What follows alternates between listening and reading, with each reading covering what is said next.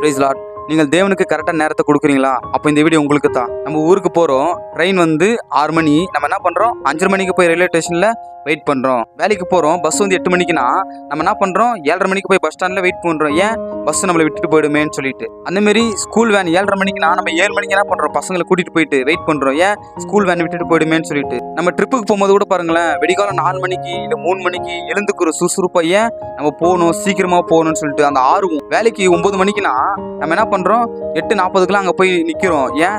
Owner நம்மளை திட்டுவாங்களே, வேலை விட்டு அனுப்பிச்சிருவாங்களேன்னு சொல்லிட்டு. உங்கள் சொந்தக்காரதெல்லாம் ஃபங்க்ஷன்லாம் பாருங்க, நம்ம என்ன பண்ணுறோம், கரெக்டாக 6 மணிக்கு ஃபங்க்ஷன் ஸ்டார்ட் ஆகுதுன்னா நம்ம 5 மணிக்கெலாம் போய் என்ன பண்ணுறோம், எல்லாரும் வந்து வெல்கம் பண்ணுறோம். ஸோ யாருக்குன்னா ஃப்ரெண்ட்ஸுக்கு பர்த்டே வந்துச்சுன்னா நம்ம என்ன பண்ணுறோம், கரெக்டாக 12 மணிக்கு ஷார்ப்பாக தூங்காமல் அவங்களுக்கு விஷ் பண்ணுறோம். உலக காரியத்துக்கு இவ்வளோ இம்பார்ட்டன்ட் கொடுக்குறீங்களே, சர்ச்சுக்கு ஏங்க இவ்வளோ இம்பார்ட்டன்ட் கொடுக்க மாட்டேறீங்க? சர்ச்சுக்கு லேட்டாக வருது, 10 மணினா வந்து 10:30 மணிக்கு வருது, 10:40க்கு வருது.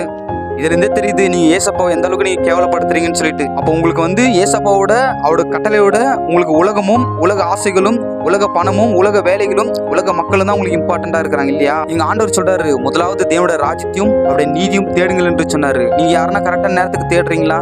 இன்னொன்னு அவர் சொல்றாரு, அப்படியானால் ராயனுடையதை ராயனுக்கு கொடுங்கள், தேவனுடையதை தேவனுக்கு கொடுங்கள். நீங்கள் வந்து அந்த 10 கன்னிகைகளை பார்க்குறீங்க, அது 5 பேர் தானே பண்ணாங்க, கரெக்டான நேரத்துக்கு தேவனுக்காக காத்திருந்தாங்க. அவங்க மாத்திரம் தான் பரலோகத்துக்கு கொண்டு போகப்பட்டாங்க. மிச்சம் 5 பேரும் லேட்டாக போனதுனால அவங்க என்ன பண்ணாங்கன்னா கைவிடப்பட்டாங்க. அதே போல தான் லேட்டாக சபைக்கு வர நீங்கள், லேட்டாக கேர்சலுக்கு வர நீங்கள், லேட்டாக ப்ரேயருக்கு வர நீங்கள், தேவனுக்கு லேட்டாக இம்பார்ட்டன்ட் கொடுக்குற நீங்கள் நிச்சயமாக பரலோகத்துக்கு வரவே மாட்டீங்க, ராப்சரில் போக மாட்டீங்க.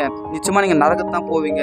இதுதான் உண்மை. ஜீசஸ் சொன்னாரு, என்னிலும் நீ அதிகமாக உலகத்தை நேசிச்சனா, உலகத்தில் இருக்கிற மக்களை நேசிச்சனா என் அன்பு உனக்கு இல்லைன்னு சொன்னாரு. உலக காரியத்துக்கு நீங்க எவ்வளவு இம்பார்ட்டன்ட் கொடுக்குறீங்களோ அதே போல தேவனோட காரியத்துக்கு இம்பார்ட்டன்ட் கொடுங்க நான் சொல்ல வரேன். கர்த்தர் யாருன்னா ஒருத்தர்கிட்டயாச்சும் பேசியிருப்பாரு, கேட்டு நீங்க மனம் திரும்பி கனிகளை கொடுக்க ஆரம்பிங்க. கர்த்தர் சீக்கிரத்தில் வருகிறார். ஆமீன்.